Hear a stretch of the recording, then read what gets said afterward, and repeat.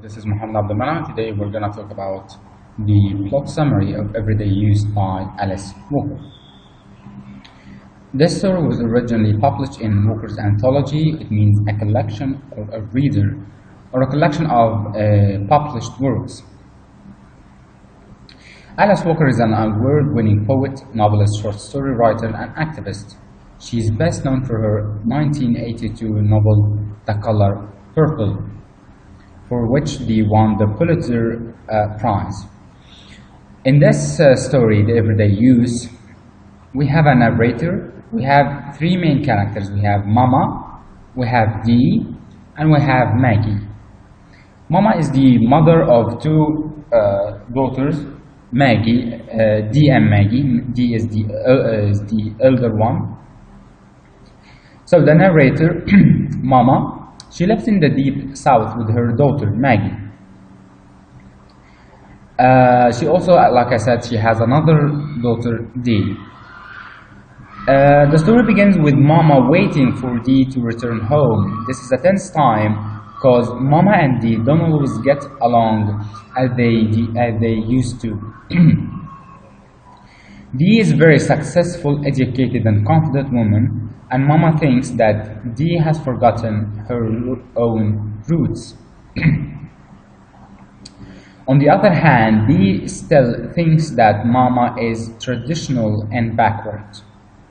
Here we have a conflict between Dee and Mama, between the traditional habits and traditions and customs, and obtaining and accepting a modern life or a modern style life of Dee.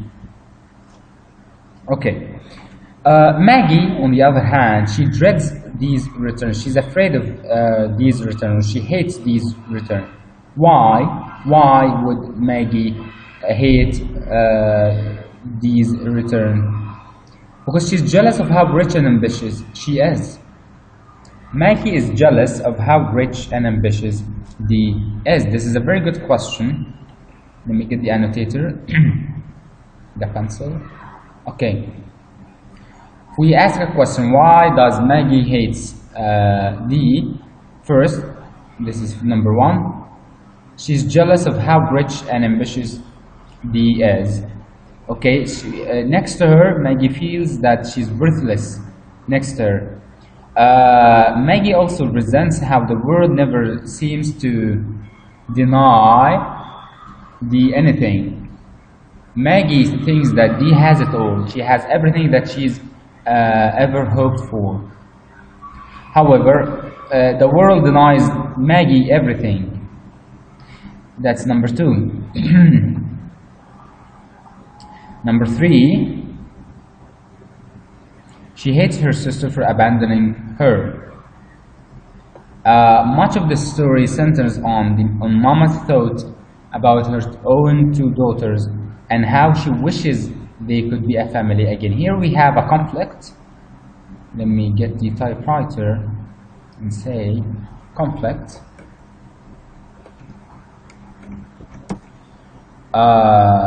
Between a person and a person. Mama wants her own daughters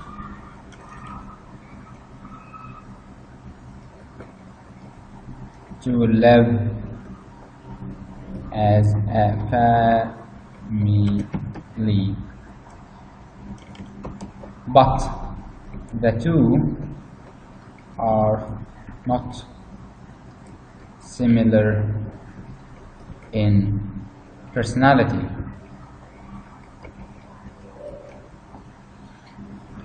Okay, Dee wants to live a very rogue life, we may say, a very modern life, but on the other hand, Maggie, she still lives by her own traditional habits. She honors her roots, so they're not similar.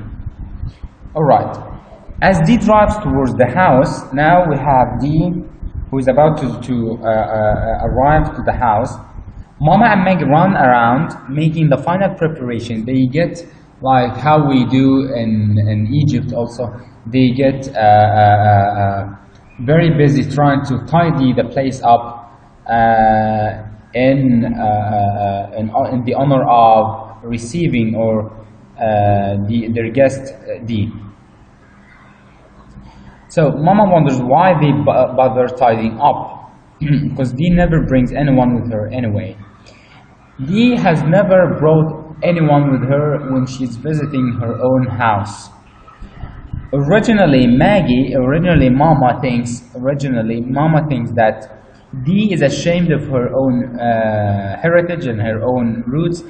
So this is the reason why she never brought her friends to visit her own house.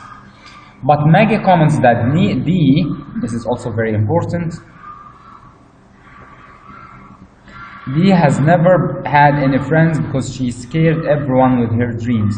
The reason why D has never brought anyone with her to her home is not because she's ashamed of her own heritage or she's ashamed with her own roots. The reason is that she doesn't even have friends, that she has already scared them away. She has pushed them away, blocked them away from her. Why? Because she has very hard dreams and she's very ambitious. This makes Mama feel comfortable because she has always believed, like I said, that D visited alone out of shame. Okay, so this time D, when she arrives, we find out that she's not alone. She has a guest with her, a man that's not glamorous as D. Or elegant as D. He's unkempt, short and round. He's the opposite of the man D is normally attracted to. He's called Hakim. Mama and Maggie wait anxiously for the introductions. D, on the other hand, seems perfectly composed and relaxed. Before Mama can hug her returning daughter, D makes an announcement. She drops an announcement on them. She has changed her own name to Wangro. D has changed her own name from D to Wangro. When Mama asks why did you change? Mama asks D, why did you change your name, D or Wangro? She explains that she doesn't want to be named after her own oppressors. Mama, however, she says back that D was the name of the women of the family. D is named after the women in the family. At this point, it becomes clear to us that D, or Wangro, clearly thinks that the women in her own family are her own oppressors. Okay, that she feels oppressed by her own roots and by her own family. That's why she doesn't even want to be named after them. After that, Mama tries to change the subject by putting out food for everyone. Maggie is very silent to this point. She's trying to blend into the shadows. Wangro, or D, and her friend Hakim take over the meal, talking very loudly and very inappropriately. Wangro, or D, points out everything from the benches her dad made when they had no money for chairs to her grandma's butter dish.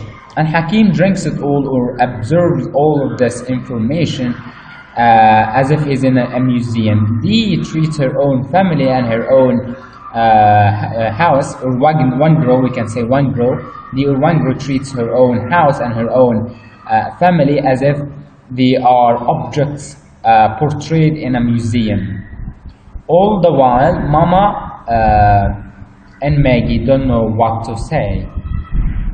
We're gonna stop at this point. We're gonna continue later. Thank you, class. Have a nice day.